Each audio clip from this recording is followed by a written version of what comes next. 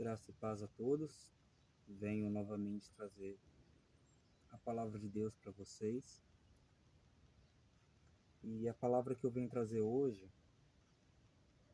é uma palavra referente ao tempo do fim, e uma mensagem também que João Batista deixou, antes que Cristo viesse na primeira vinda dele para morrer pelos nossos pecados. João Batista deixou um recado muito importante com relação ao batismo nas águas,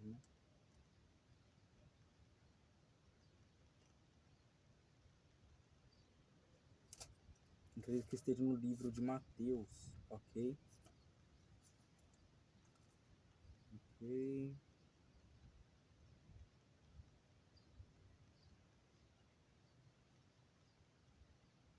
Ok, em Mateus mesmo. Mateus 3, do 1 ao 12. Ele diz o seguinte: Naqueles dias apareceu João Batista pregando no deserto da Judéia e dizia: Arrependei-vos, porque está próximo o reino dos céus.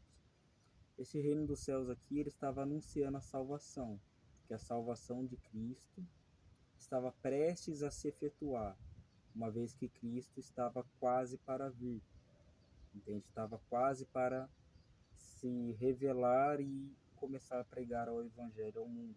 Então, a fim de preparar o caminho de Cristo, ele pregava o arrependimento, ok? Arrependei-vos porque está próximo o reino dos céus. Não somente o reino dos céus, a salvação, como a sua justiça também, de que todo aquele que crê será salvo e aquele que não crê será condenado. E a fé, você consegue observar nas escrituras que na maioria das vezes a fé representa a obediência, fidelidade a Deus. É isso que é a representação da fé.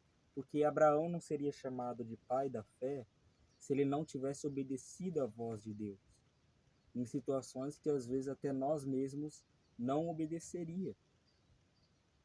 Quando, por exemplo, Deus pediu para que ele oferecesse seu filho em sacrifício, entendeu? Seu único filho em sacrifício, coisa da qual que seria impossível para nós, nos dias de hoje, fazer isso, ok? Então, a fé, ela está voltada à obediência à palavra de Deus, e também é uma fé que gera um arrependimento verdadeiro no coração do homem.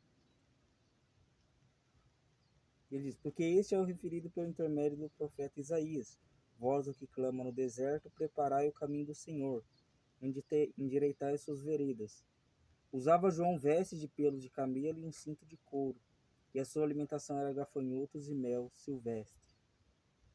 Então saíam a ter com ele Jerusalém e toda a Judéia, e toda a circunvizinhança do Jordão. E eram por ele batizados no rio Jordão, confessando seus pecados. E essa parte é uma das mais interessantes, porque ele diz: o verdadeiro batismo, o batismo nas águas, segundo o rito judaico, né? Porque João Batista era judeu. Então, o que acontece? Segundo o rito judaico, você deve se batizar confessando os seus pecados, ok? Então, é necessário você confessar os seus pecados e aí sim você ser batizado, ok?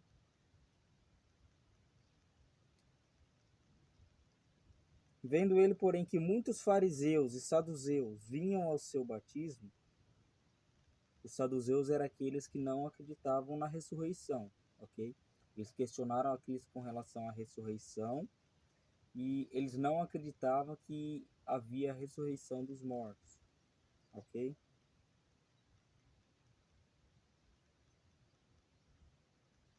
Ele diz o seguinte, ó: vendo ele, porém, que muitos fariseus e saduceus vinham ao seu batismo, disse-lhes: raça de víboras, quem vos induziu a fugir da ira vindoura? Produzi, pois, fruto digno de arrependimento.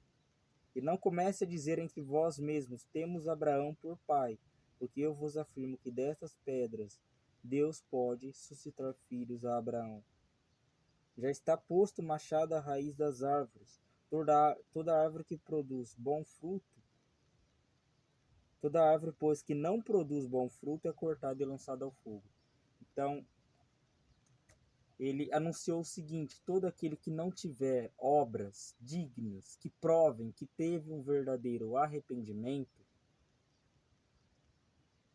se as obras não mudarem, se a mentalidade com relação ao pecado não mudar, se a pessoa continuar amando o seu pecado até o fim, ela será condenada. O machado já está posto à raiz das árvores. O machado ali representando a condenação, a morte daqueles que vão ser lançados no lago de fogo. A árvore representa os seres humanos. O ser humano com um caráter transformado, um caráter regenerado por Deus, ele vai buscar fazer a obra de Deus de forma veemente, de forma que se propague justamente a glória de Deus. Tudo o que ele fizer vai ser para a glória de Deus, vai convergir para a glória de Deus, e tudo que ele fizer será pensando no bem de seu próximo, o que é proveitoso para a salvação do seu próximo, ok? Então aqui ele anuncia que o juízo de Deus já está ocorrendo. A condenação e a salvação está disposta ao homem. Ele pode escolher por elas, ok? Só que eu posso dizer, se formos por nós mesmos, a gente vai escolher o que é mal. A gente sempre vai escolher o que é mal, vai escolher o que é pecaminoso, o que não agrada a Deus. A vontade do homem e a vontade de Deus, elas convergem entre si. Elas têm uma luta entre si. Então não tem como o ser humano ele agradar a Deus sem a fé. E é uma coisa que o ser humano não tem. Então nenhum ser humano consegue agradar a Deus por si mesmo, uma vez que a fé é um dom de Deus.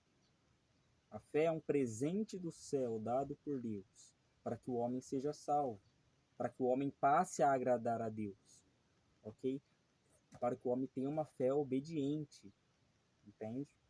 Então o que acontece? O ser humano ele não sabe como agradar a Deus. E ainda que ele saiba a maneira de como se agradar a Deus, ele não quer agradar a Deus. Ele quer buscar os seus próprios interesses. Por isso que é necessário uma transformação.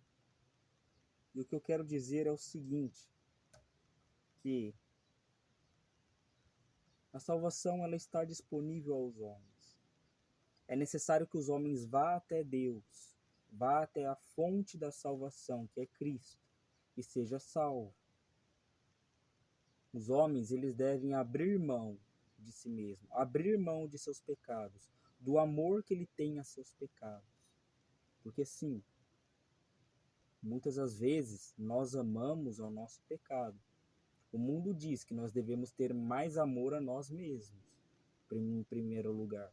Só que não, a palavra de Deus não é assim. Você deve ter amor a Deus primeiramente. E aí sim, você tem amor ao seu próximo como a si mesmo. E em últimos casos é você mesmo. Em últimos casos. Porque tem vezes que a Bíblia orienta que o seu amor exceda até mesmo a você mesmo. Você deve amar algumas pessoas acima de você mesmo. Como no exemplo que Deus usa com relação aos irmãos, por meio de Paulo pregando. Ele fala que os irmãos têm que estarem dispostos a morrer uns pelos outros, para preservar a vida uns dos outros, como Jesus fez com os discípulos. Quando os guardas romanos vieram para prender Jesus, entende? Quando o traidor o entregou, Judas Iscariotes o entregou, Jesus falou, deixai e estes levem apenas a mim. E ele falou isso justamente para que se cumprisse a escritura, de todos que o Pai deu a ele, confiou a ele, ele não perdeu nenhum, senão o filho da perdição, para que se cumprisse a escritura. Então, sim, muitas das vezes a gente vai ter que ter um amor pelas pessoas maior do que a nós mesmos. Por exemplo, quando temos um filho, para defendermos o nosso filho de alguém que quer agredi-lo, que quer matá-lo, a gente terá que dar a nossa vida pelo nosso filho. Então, sim, existe casos que o amor ao próximo é maior que o amor que temos à nossa própria vida, ok? E também tem um amor muito mais excelente, muito mais maior do que o amor de um pai por um filho e um desconhecido por outro desconhecido, que é o amor ao próximo comum, né? É o amor que o homem pode ter a Deus, quando o Espírito Santo o guia a amar a Deus acima de todas as coisas. Uma dessas coisas é a própria vida humana, entende? Uma dessas coisas é o dinheiro, uma dessas coisas é a nossa família. Sim, devemos amar a Deus acima da nossa família. A nossa família não é mais importante do que Deus. Foi Deus que nos deu ela. Deus deu a vida do nosso filho, Deus deu a vida da nossa esposa, Deus deu a vida da nossa mãe, do nosso pai. A vida, o dom da vida é dado por Deus. Ele dá a quem Ele quer e no momento que Ele quiser tirar, Ele tira. Nós não somos ninguém para querer retrucar, para querer confrontar a Deus e dizer que Ele está errado por tirar a vida de uma pessoa que é boa e permanecer uma pessoa má neste mundo fazendo mal, ela permanecer viva. A gente não pode questionar Deus dessa forma, como se nós fôssemos Deus, ok? Nós não sabemos de nada do que acontecerá no futuro, ok? Então, tudo o que Deus faz, a forma dele julgar as coisas, a forma dele sentenciar os homens, quer a morte ou quer que eles permaneçam vivos, todo o julgamento de Deus, todas as escolhas de Deus para a humanidade foram boas, foram as melhores escolhas, porque o ser humano não saberia como coordenar todas essas escolhas para a humanidade caso o ser humano fosse Deus. O ser humano, ele dá mais valor a ele mesmo do que a seu semelhante. O que é semelhante a ele, o que compartilha das mesmas dores, compartilha dos mesmos sofrimentos, ele despreza.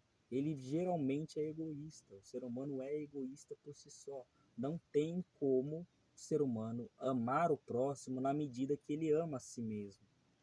Porque o egoísmo dele sempre vai falar mais alto.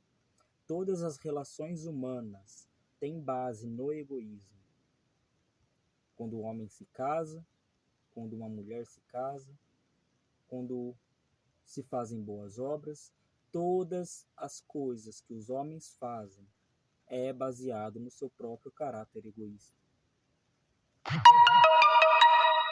Podemos, por exemplo, estar pensando em algo, estar fazendo o bem pela pessoa, só que, por exemplo, se estivermos fazendo o bem com medo de não ser salvo, não estaremos fazendo puramente o bem justamente porque amamos a pessoa, concorda? Estaremos fazendo o bem para obter algo, que é a salvação. Então, estamos tendo segundos interesses em fazer o bem. O que Deus quer não é isso. Por isso que a salvação começa no coração, nos pensamentos. Entende? A salvação começa eliminando a raiz do pecado, que é o coração humano. Entende? É moldando o coração humano. A pessoa ela não é salva quando as obras dela mudaram. A pessoa é salva quando ela ainda é uma pessoa ruim. Ela ainda é uma pessoa má. Ela ainda é uma pessoa egoísta.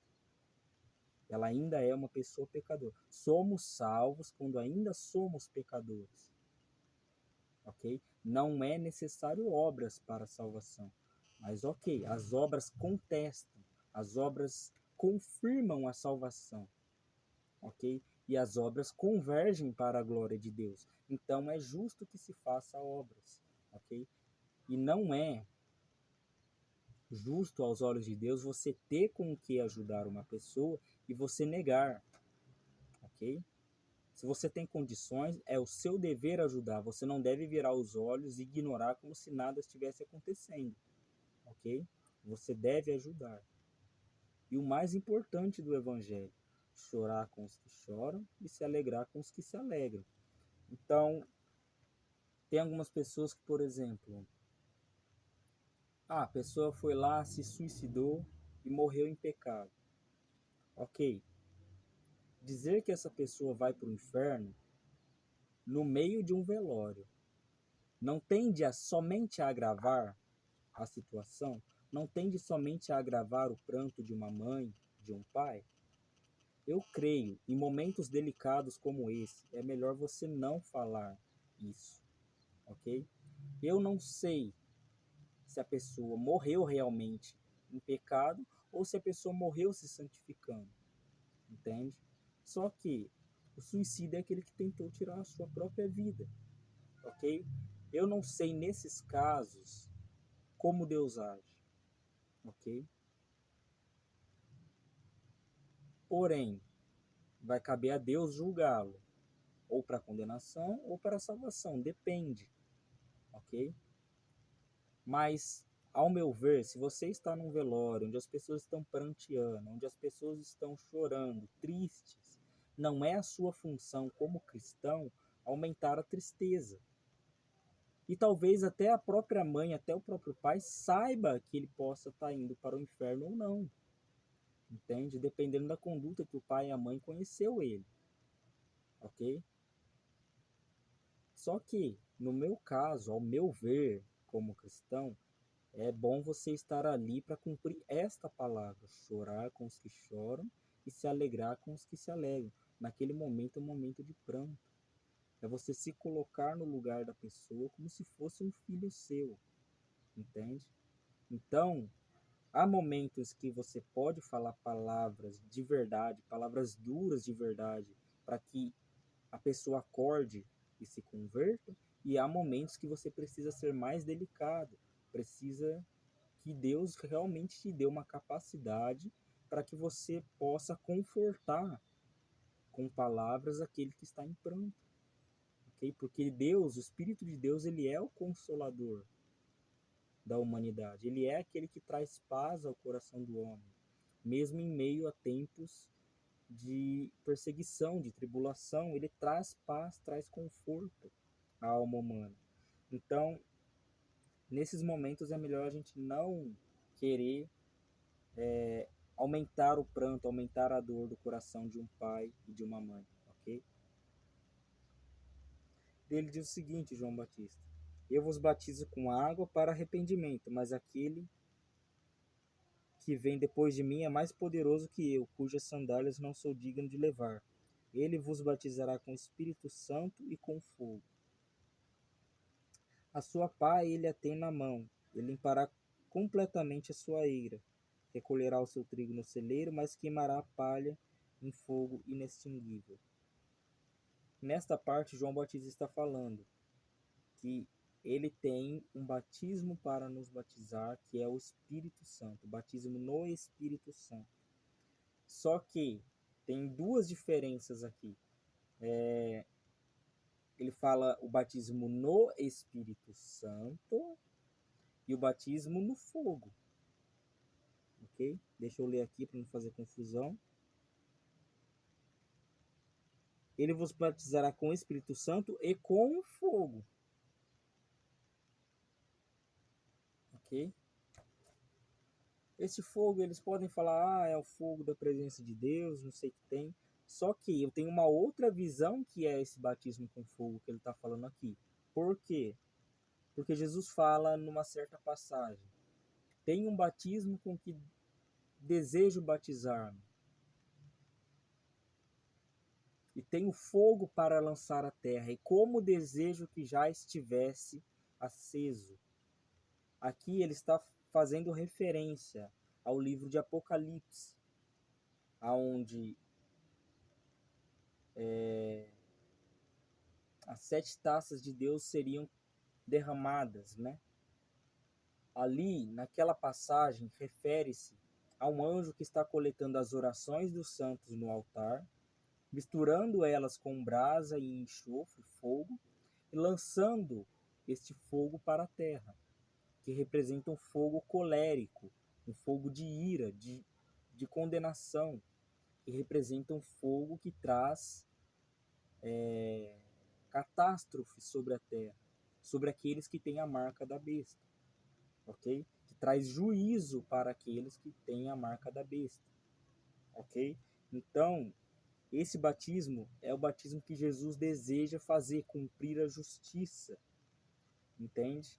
A justiça final, que é aquela em que ele derrama as pragas e no fim o julgamento final e condena aqueles que aceitaram, não somente aceitaram a marca, mas também que fizeram obras más, né? E salva os seus eleitos. É um desejo que ele tem por justiça. Isso representa esse fogo, ok? Então é um fogo, um batismo de condenação para alguns, mas um batismo de salvação para outros. É isso que ele está querendo dizer. Ele, sua pá está em sua mão, ele limpará completamente o seu campo. Em outras palavras, ele recolherá somente os que são dele, somente os que pertencem a ele, somente os eleitos. O mundo, os que tiveram prazer nas coisas mundanas até o fim de seus dias, esses serão condenados. Porque esta é a nossa fé, a perseverança dos santos, que é dada por Deus. O poder de perseverar sobre toda e qualquer dificuldade, toda e qualquer tribulação.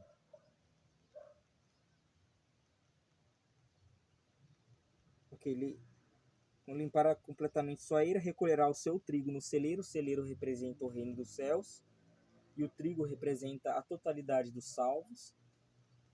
Mas ele diz, mas a palha queimará com fogo inextinguível, um fogo que não se apaga, que é a condenação eterna, o lago de fogo. E a palha representa aqui o joio, entende? Ali representado na parábola do joio e do trigo, que muitos de vocês já conhecem, ok?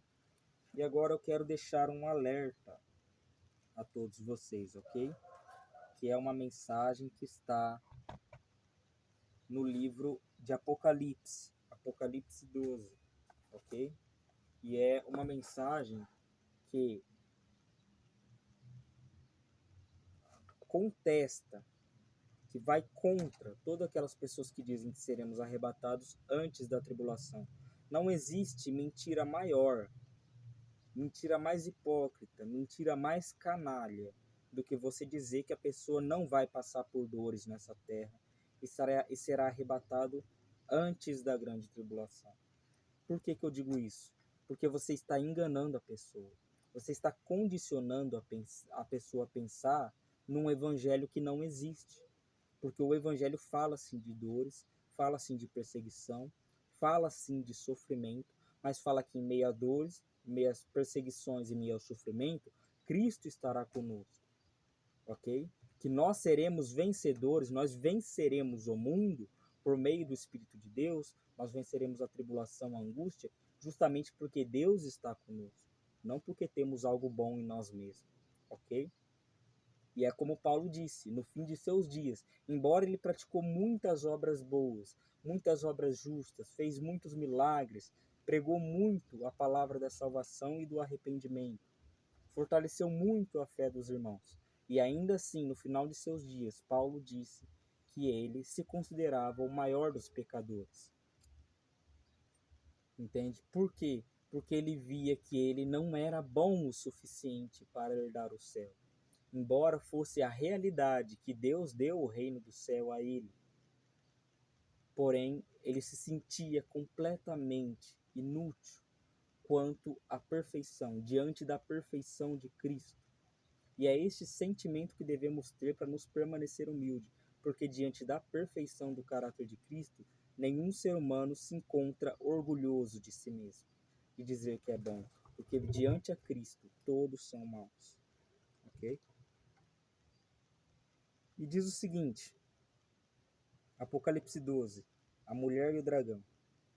Viu-se grande sinal no céu, a saber, uma mulher vestida do sol, com a lua debaixo dos seus pés, e uma coroa de 12 estrelas na cabeça.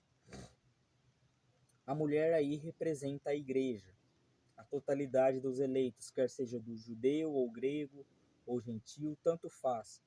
É a totalidade dos salvos da igreja. Essas 12 estrelas são essas 12. A coroa de 12 estrelas sobre a cabeça é a doutrina dos apóstolos que foi enraizada no coração humano. A doutrina de Cristo que os apóstolos lutaram para enraizar no coração humano, para que os salvos sigam essa doutrina, que foi pregado com a própria vida dos 12 apóstolos. Então, esta coroa com 12 estrelas representa os apóstolos, que é o pilar da igreja. Cristo é o fundamento. E qual são as 12 testemunhas que Cristo deixou para ser o pilar, a base, que vai sustentar a vida da igreja, que vai sustentar a doutrina, a sã doutrina da igreja, que lutou, guerreou contra filósofos, contra magos, contra principados, potestades, guerreou contra a mentira para defender a verdade. Ele deixou as 12 bases, a qual a igreja que somos nós vai ser edificada e construída as suas vidas, que é os apóstolos. Então, essa coroa de 12 estrelas representa os apóstolos, ok?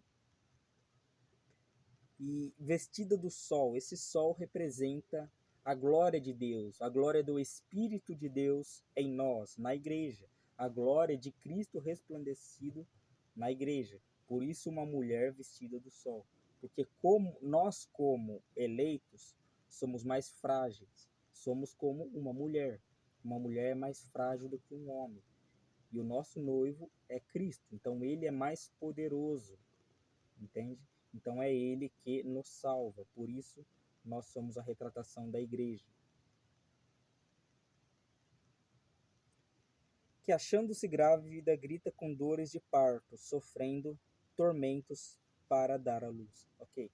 Neste momento, ele está querendo dizer que esta igreja, a totalidade dos salvos no mundo todo, está sentindo dores da angústia, as dores do parto, da grande tribulação.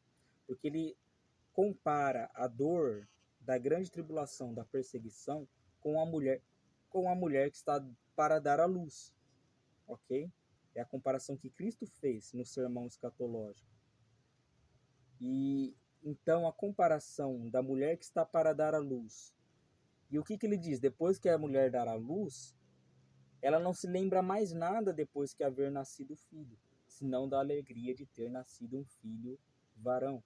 Então, o que Cristo está querendo dizer é o seguinte: durante o momento da grande tribulação, nós vamos se entristecer, vamos passar por dores, mas depois de ser cortado a nossa vida nessa terra, a gente passar deste para o outro mundo, tudo que vai restar para nós é a alegria de espírito, de ter alcançado a salvação, ok? Por isso é semelhante à angústia de uma mulher que está em parto, mas depois que nasce seu filho só fica a alegria, e ela já não lembra mais da dor, ok? Por que da dor? Porque nós passaremos pela dor, ok? Passaremos pela morte, seremos perseguidos. Viu-se também outro sinal no céu, e eis que um dragão grande e vermelho, com 7 cabeças, 10 chifres, e nas cabeças 7 diademas. 7 cabeças, 7 governadores, 7 reis, vamos dizer assim, que dominaram a terra em sua época. 7 cabeças, 10 chifres, que representam 10 reis, entende? E nas cabeças 7 diademas. Ok, os diademas eu não sei como decifrar, ok? Não sei como decifrar os diademas. Lá no livro de Daniel fala que haverá 10 reis que vão surgir de um reino, e o 11º rei será o anticristo. E também fala de 7 governadores que governarão basicamente a maioria das partes do mundo. Falou dos gregos, dos medos e dos persas, que são duas nações diferentes que estavam governando juntas. Os medo-persas, os gregos, a Babilônia, o exército romano,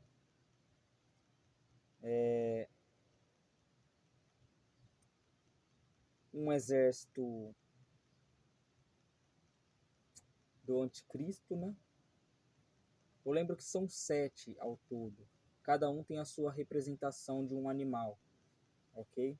No livro de Apocalipse. Mas não vou entrar em detalhes agora, ok?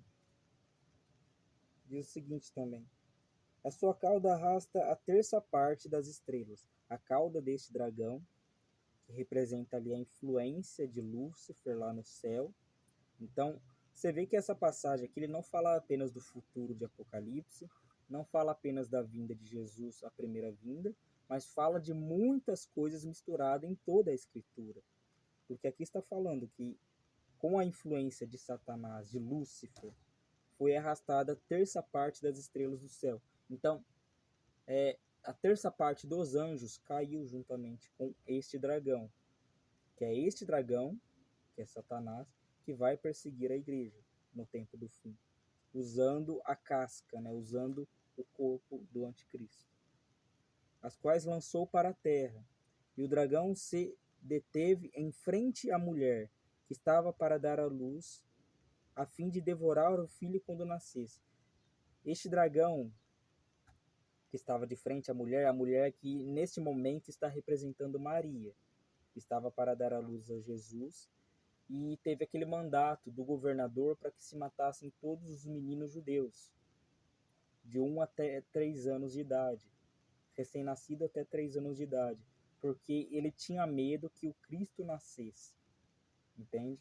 E ele enviou os 3 reis magos justamente para que vissem a Jesus e mandassem a localização para que ele fosse lá e adorasse-o.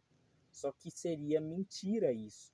Ele queria ir lá para matar Jesus, não para louvá-lo como Deus, ok? Ele queria ir lá para matar o menino Jesus. E os reis magos, em sonhos, eles foram alertados por Deus para ir por um outro caminho, para que Herodes não o castigasse e, ao mesmo tempo, eles fossem poupados, né? E o Salvador fosse poupado também. Nasceu-lhe, pois, um filho varão, que há de reger todas as nações com cetro de ferro. E seu filho foi arrebatado para Deus até o seu trono. Então, esta mulher teve o seu filho arrebatado para Deus até o seu trono. Então, Maria, ali naquele momento, na crucificação, depois da glorificação de Cristo, Jesus subiu ao céu. Então, neste momento, Jesus foi para o céu. E ele prometeu que iria voltar, né?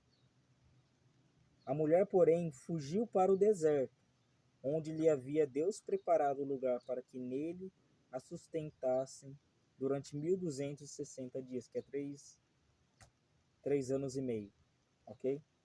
Então, durante 3 anos e meio, a igreja ela tem um lugar preparado por Deus no deserto. Eu já falei onde que é esse lugar. É no deserto de Judá, ali aonde está, exatamente naquele local do Mar Morto, que está ganhando vida. A notícia já se espalhou que ali está ganhando vida. O mar está voltando a ter peixes, estão nascendo árvores frutíferas. Então, o tempo ali está sendo preparado para que alguns daqueles que creem nesta palavra sejam preservados. Mas isso é em Israel, na terra de Israel, ok? Porque se localiza no deserto de Judá, na faixa de Gaza, onde atualmente está em guerra. Se eu posso dizer algo para vocês que tranquilizem vocês, caso vocês queiram sair deste país para ir para Israel, a fim de buscar esse refúgio de Deus, para que vocês sobrevivam à grande tribulação, eu posso dizer com total certeza. Chegará um momento que lá em Israel, o anticristo ele vai estabelecer um tratado de paz com Israel, porque é necessário que ele construa o terceiro templo para que o anticristo se assente como Deus e comece a governar as nações a partir dali, ok? Então, vai haver paz, vai cessar as guerras ali. Então, vai ser mais tranquilo você acessar o deserto de Judá. Se você conseguir com alguém ali saber a localização do deserto de Judá, onde fica o Mar Morto, você no tempo do fim, quando o anticristo se levantar, você vai saber para onde correr. E Deus vai te poupar. Vai vir um exército contra você, como está escrito aqui. Mas não tenha medo, apenas corra, ok? Deus vai se encarregar de eliminar esse exército, todo ele, ok? Apenas creia. Mas é necessário que você creia para sair do seu país ir para um país que você não entende a língua e Deus preparar o meio para que você seja poupado, ok? Vai de você, quer você crer ou não crer. Se você crê nisso, você vai ser poupado, ok. Se você não crê, você vai ter que estar muito mais preparado do que essa pessoa que foi para lá. Porque essa pessoa será poupada. Você já não será. Você vai sofrer a perseguição no seu país. Então, eu quero que vocês estejam preparados para todas essas situações, ok? Quer para sobreviver, quer seja para dar a sua vida.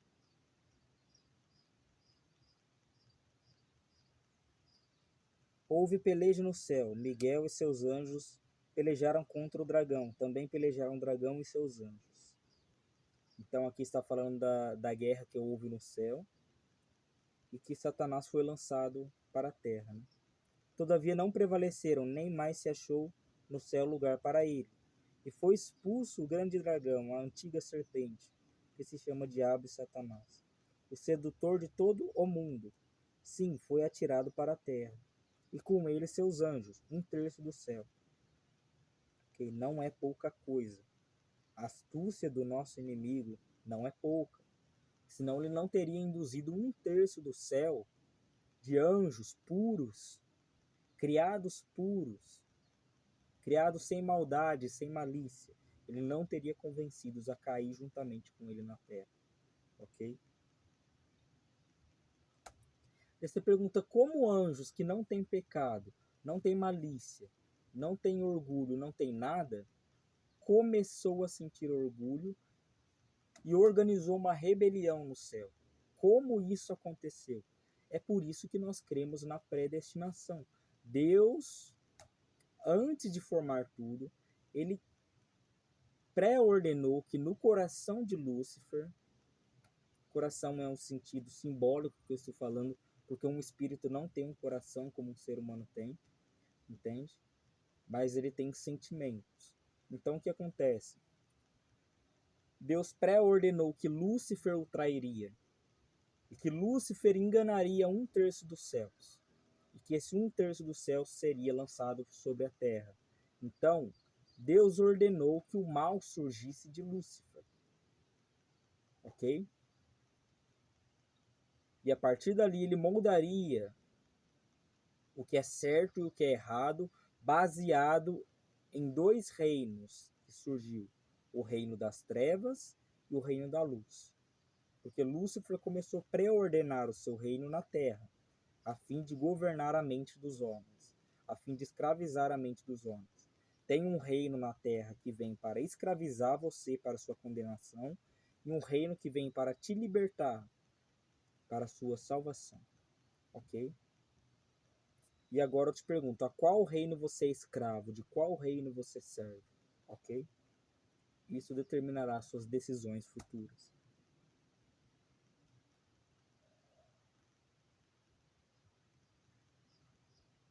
Então ouvi grande voz no céu proclamando: agora veio a salvação, o poder e o reino de nosso Deus e a autoridade do seu Cristo, pois foi expulso o acusador de nossos irmãos, o mesmo o que os acusa de dia e de noite diante do nosso Deus. Então, Satanás, em nossas vidas como cristãos, ele nos acusa dia e noite. Ele não dá descanso, ele não cessa de nos acusar diante de Deus, de dia e de noite, quando pecamos. Por isso nós devemos recorrer a Deus como nosso juiz, recorrer a Deus como nosso advogado, a fim de que ele defenda a nossa causa. Ok? Eles, pois, o venceram por causa do sangue do Cordeiro e por causa da palavra do testemunho que deram. E mesmo em face da morte, não amaram a própria vida. Como que esses homens serão salvos das acusações de Satanás? Como esses homens serão livrados dessas acusações no dia do julgamento? Como que esses homens serão salvos? Por meio da fé. Por meio do testemunho que damos ao mundo, quando não fazemos a nossa vontade, diante do testemunho que damos ao mundo, quando morremos pelo Evangelho. Então aqui nós descendemos de homens corajosos, homens fortalecidos pelo Espírito Santo. Porque sim, aqui está falando de homens que estarão na grande tribulação e estarão sendo expostos à morte, e mesmo em face à morte, não negaram a Deus. Ok? Ele diz: por isso festejai, ó céus, e vós os que neles habitais. Ai da terra e do mar, pois o diabo desceu até vós, cheio de grande ira, de grande cólera, sabendo que pouco tempo lhe resta. Ok? Vamos ler mais um pouco aqui, ó. Então, aqui está querendo dizer, a partir do momento que houve aquela guerra no céu e Satanás veio para a terra, ele já estava determinada a sentença de Satanás desde o começo, que ele seria condenado ao lago de fogo. Então, ele trabalha para que o maior número de almas possível seja arrastado juntamente com ele para o inferno, assim como ele seduziu os anjos no céu para serem lançados na terra. Ele quer seduzir nós, os seres humanos, seduzir-nos, enganar-nos através do que é mais desejável, mais cobiçável para nós. Enganar-nos para que a gente ame o nosso pecado mais do que a Deus, a fim de que sejamos arrastados juntamente com ele e os anjos dele para o inferno, para uma existência eterna de sofrimento sem fim. Então, converta-se de seus maus caminhos, converta-se de seus pecados, ok? Diz o seguinte: quando, pois, o dragão se viu atirado para a terra, perseguiu a mulher que dera à luz o filho varão. Que mulher é essa? A igreja. Então, Cristo nasceu da Virgem Maria, né? Não estou idolatrando aqui ela, estou aqui dizendo, ela concebeu Cristo virgem. É uma mulher de respeito, é uma mulher que foi a mãe de Jesus, o Jesus humano, ok? Mas o Jesus Deus não pertencia a Maria. Ela não é mãe de Deus, ok? Ela é mãe do Jesus humano. Foi-lhe confiada a missão de cuidar e de dar um bom tratamento, um bom caráter a Jesus, Jesus humano, e a ensinar a palavra de Deus, ok? Então, sim, foi uma boa missão que ela teve de Deus. E foram dadas à mulher as duas asas de grande águia, para que voasse até o deserto, ao seu lugar, aí onde é sustentado durante um tempo, tempos e metade de um tempo, fora da vista da serpente. Então, aqui ele está falando, neste lugar, neste deserto, Deus vai dar asas. O que é dar asas? É amparar. Todos aqueles que fugirem para o deserto estarão amparados debaixo das asas de Deus. E Deus cuidará para que este exército não os matem. Ok? Isso significa a simbologia das duas grandes asas de águia, que representa que Deus estará cuidando dos seus filhos, protegendo-os, guardando-os da grande tribulação, a estes remanescentes que estiverem na terra de Israel. Estará os guardando, os preservando, como uma águia cuida de seus filhotes, ok?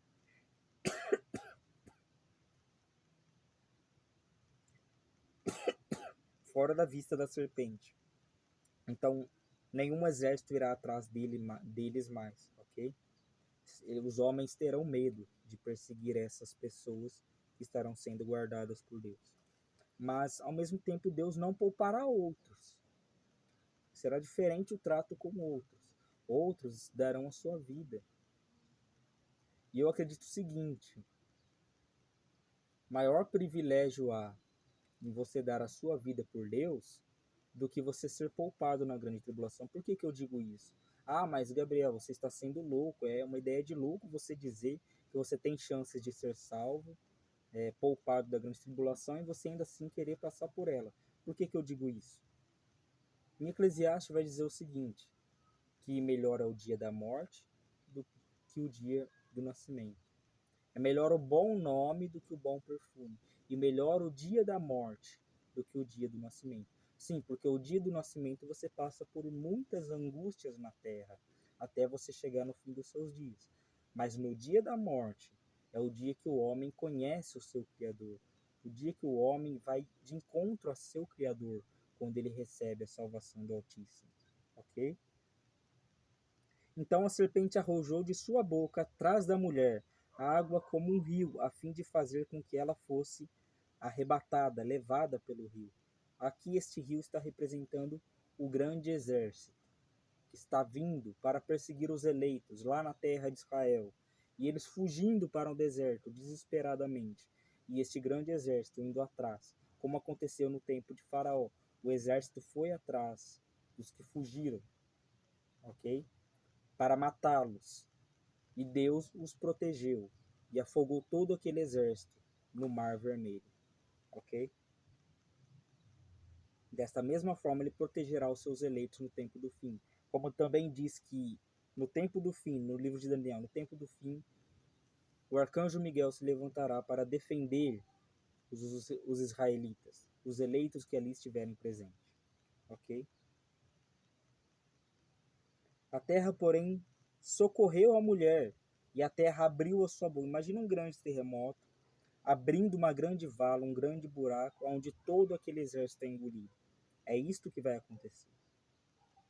Porém, a terra, porém, socorreu a mulher, e a terra abriu a boca e engoliu o rio que o dragão tinha arrojado de sua boca.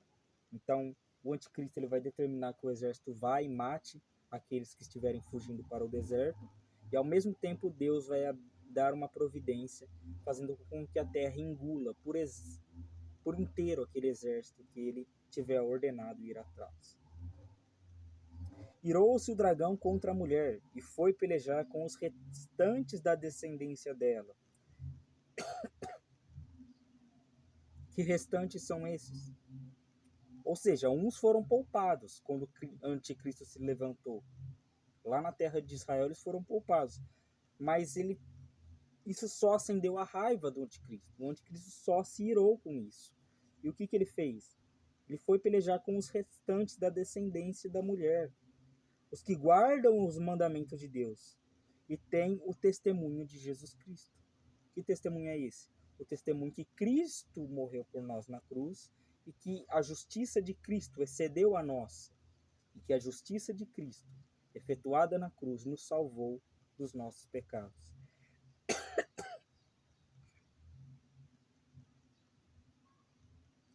E se pôs em pé sobre a areia.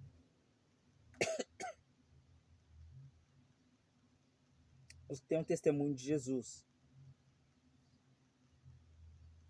Então, basicamente foi isso. Ok? É isso que vai acontecer no tempo do fim. Nós seremos entregues à grande tribulação, como o próprio Cristo disse. Irmãos, não se enganem, nós passaremos por dores, nós passaremos pela grande tribulação. Não deixe que nenhum profeta, não deixe que nenhum homem de Deus, não deixe que nenhuma pessoa que se diga prestar culto a Deus te engane dizendo que não passaremos pela grande tribulação. A escritura é clara. O dragão há de perseguir a igreja. O livro de Daniel é claro. Nós seremos entregues na mão do anticristo por 1 ano, 2 anos, 1 tempo, 2 tempos e metade de 1 tempo, 6 meses, metade de 1 ano. Então, 3 anos e meio seremos perseguidos pelo anticristo. Durante esse reinado do anticristo, as pragas serão lançadas sobre o reinado dele. Os adoradores da besta receberão na terra, receberão aqui na terra a justiça de Deus, receberão as pragas de Deus. No fim desses 3 anos e meio, após o toque da última trombeta, aí sim, os mortos em Cristo, os que renderam adoração a Cristo, dando suas vidas, não negando o Evangelho, ressuscitarão primeiro, porque são mais dignos do que os que sobreviveram. Por que eu digo mais dignos? Porque passaram pela angústia da morte. Então, Cristo os ressuscita primeiro, transforma os corpos deles primeiro. Aí sim, os vivos serão transformados e levados aos céus também. E o que acontece? Durante a grande tribulação, em um dos selos ou em uma das trombetas, que é a quinta, ou o quinto selo, ou a quinta trombeta, vai dizer o seguinte, que foi visto no céu a alma dos que foram decapitados. Deixa eu ler aqui para você. Ó. Vocês estão vendo? Ok.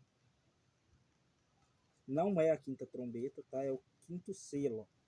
Quando ele abriu o quinto selo, vi debaixo do altar de Deus, lá no céu, as almas daqueles que tinham sido mortos por causa da palavra de Deus e por causa do testemunho que perseveraram, que sustentaram. Clamaram em grande voz, dizendo: Até quando, ó soberano Senhor, santo e verdadeiro, não julgas, nem vingas o nosso sangue dos que habitam sobre a terra, dos homens maus que habitam sobre a terra? Então a cada um deles foi dada uma vestidura branca. Eles disseram que repousasse ainda por um tempo, até que também se completasse o número de seus conservos, e seus irmãos queriam ser mortos igualmente eles foram. Ok? Então, sim, Deus, ele determinou, estipulou um número de homens de Deus que vão dar a sua vida no juízo final. No juízo final, não, perdão. Na grande tribulação vai ter um número de homens corajosos que Deus vai fortalecê-los, homens e mulheres, crianças, velhos. Deus vai fortalecê-los para dar a sua vida por amor ao Evangelho. E mostra neste selo a indignação desses homens, a sede desses homens por justiça, como está escrito em Mateus: bem-aventurados que têm fome e sede de justiça, porque serão saciados. Como serão saciados? Com Deus lançando pragas sobre o exército de Cristo, lançando pragas sobre os adoradores da besta. Então eles receberão a justiça verdadeira de Deus, e a alma deles se saciarão. Este é o grande banquete das bodas. Porque em um certo livro dos profetas está escrito que Deus nos dará de comer da carne de cavaleiros, dos seus cavalos, dos ricos e dos pobres. Ele nos dará de comer da carne de homens. Só que isso seria canibalismo. Então, um sentido simbólico para dizer, ele derramará a justiça dele sobre os que fizeram o mal, sobre os que nos perseguiram, sobre os que nos mataram. Ok? Ele vai derramar a justiça sobre estes homens.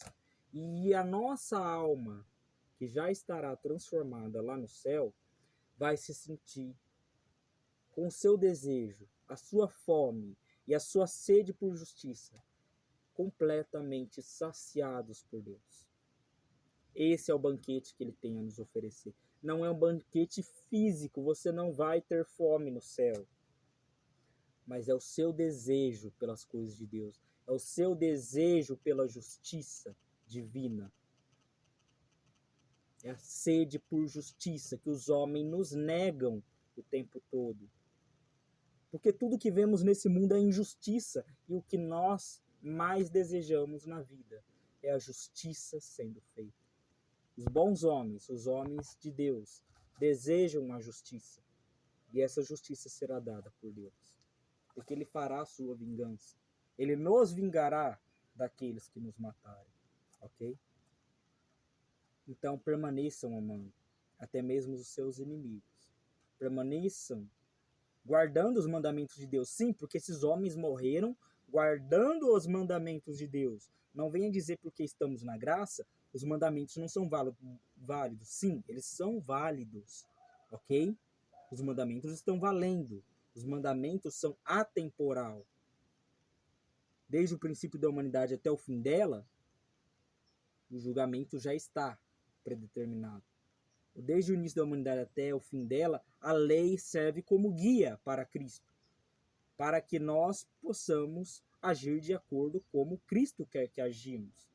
Foi resumido em 10 os mandamentos de Deus, ok? E baseado nesses 10, você consegue praticar obras que Deus quer que você pratique. E você sabe como agradar a Deus. Sabendo como agradar a Deus, você sabe como agir diante de diversas situações, ok? Não buscando fazer a nossa própria justiça, mas estabelecer a dele, estabelecer a de Cristo, ok? Graça e paz a todos, permaneçam na fé, permaneçam no amor, guardem os mandamentos de Deus e vivam uma vida justa e santa diante dos homens, quer dentro da igreja, quer fora da igreja, a fim de que Cristo seja glorificado. Porque sim, não devemos dar o nosso testemunho apenas na presença dos irmãos, nem da nossa família apenas, mas para que no mundo aí fora a gente resplandeça Cristo, combatendo as heresias, combatendo as mentiras do mundo, sendo contra movimentos anticristãos, como o movimento LGBT, como o movimento feminista, como contra as doutrinações das escolas também. Sim, são bandos de ímpios. Eles vão induzir nossos filhos ao erro e nós vamos ficar de braços cruzados? Não. Eles devem ouvir a verdade. Eles querem praticar essas coisas, então pratiquem longe dos nossos filhos. Não venha querer ensinar aos nossos filhos coisas das quais a palavra de Deus proíbe. Seja firme no seu coração, na sua convicção, na sua luta pela verdade, cristão. Não ceda a estes homens carnais. Pregue o evangelho a eles. Se eles quiserem aceitar esse evangelho, aceite. Se quiserem viver a vida profana, que viva longe da nossa família, longe dos nossos filhos. Ok? Essa é a minha disposição. Eu tenho um filho pequeno. Ele tem 3 anos de idade. Vai fazer ano que vem 3 anos de idade. Ok? Eu, como pai, eu não quero doutrinação nenhuma na vida dele. Se tiver que lutar com isso, bater de frente com o Estado, bater de frente com a polícia, bater de frente com pessoas de movimentos grandes aí, eu vou bater de frente. Eu não vou ficar de braço cruzado, eu não vou me acovardar, ok? Quiserem ouvir a verdade, quiserem se arrepender, se arrependem. É algo bom que eles estarão fazendo por si mesmos. Só que induzir o meu filho ao erro, induzir o seu filho ao erro, isso eu não permito. Pode não ser comigo, mas se for com algum dos filhos dos meus irmãos na igreja, ou com qualquer pessoa no mundo, eu não permito doutrinação sendo pregada na minha frente. Eu bato de frente mesmo. Eu tento não levar para o lado da violência, mas se a pessoa vier para cima de mim, eu vou me defender, com certeza. Não tenho dúvidas disso. Ok? Eu vou e bater de frente. A verdade deve ser enaltecida. A mentira já reinou por muito tempo nesse país. O que deve reinar agora é a verdade. Eu já engoli sapo por muito tempo. Eu já olhei e me indignei e fiquei calado por muito tempo. Eu fiz esse canal justamente para expor isso, para expor a verdade, quer as pessoas gostem ou não. Se elas quiserem viver a mentira, que viva longe da minha família. Eu não aceito que ímpio algum venha ensinar coisas como se fosse verdade para ele, a fim de induzir meu filho ao erro. Se nem os islâmicos permitem que seus filhos sejam doutrinados por cristãos que sabem a verdadeira verdade, por que nós cristãos deveremos então aceitar que ímpios, pagãos, ensinem o nosso filho e molde a cabeça do nosso filho? Sim, porque a doutrinação na escola só ensina que Deus não existe. É uma doutrinação ateia. Eles não acreditam em Deus. Você quer que homens que não acreditam em Deus, que subjugam valores cristãos, que derrubam por terra valores cristãos para enfiar valores ateístas na cabeça do seu filho, você quer que esses homens moldem como seu filho vai pensar? Sim, porque quanto mais tempo a criança passa perto de pessoas que não prestam, perto de pessoas que ensinam o mal, ela vai moldar o seu pensamento baseado no mal, por mais bom que sejam seus pais. Então é mais fácil a criança caminhar com seus pais, que tem a sabedoria divina para ensinar. É mais fácil ensinar a palavra de Deus e ela andar com quem ensina verdadeiramente e vive a palavra de Deus, do que ela andar com pessoas completamente tolas, que tomam as piores decisões de sua vida. Se elas querem tomar as piores decisões de sua vida, deixe que tomem para lá, que não venham influenciar na decisão da vida do seu filho. E pais, preservem também a virgindade dos seus filhos. Lutem para que eles casem virgem. Isso é um grande testemunho que podemos dar ao mundo. Sim, é difícil, dificilmente você vai achar uma pessoa que preste para o seu filho aí fora. Mas faça a melhor escolha. Não permita que seu filho se case com uma mulher profana e nem que a sua filha se case com um homem profano, que futuramente vai atrair e que não vai dar um pingo de valor a ela ou a ele, ok? Cuidem da vida dos seus filhos, zelem pela vida dos seus filhos, ok? Graça e paz para todos vós.